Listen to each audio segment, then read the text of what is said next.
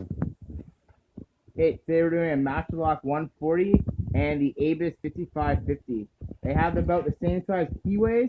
I find this one is a little bit more paracentric because of the ledge there. And obviously Abus is much better quality. But let's go ahead and pick the Master Lock. Go ahead and go back to the back of the keyway. Number 3.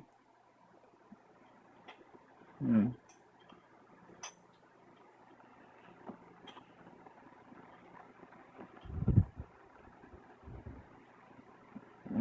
stubborn today, eh?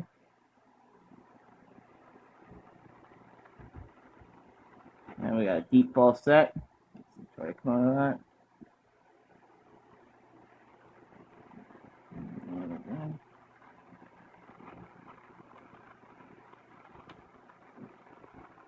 Number 2.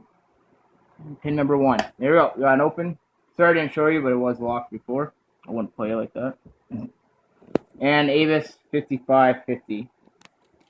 Use this bit of a smaller tension wrench. And we'll go ahead and go to the back of the keyway. Let's feel for the binding. Number 3. Number 1. That's number 4. Number 1 dropped.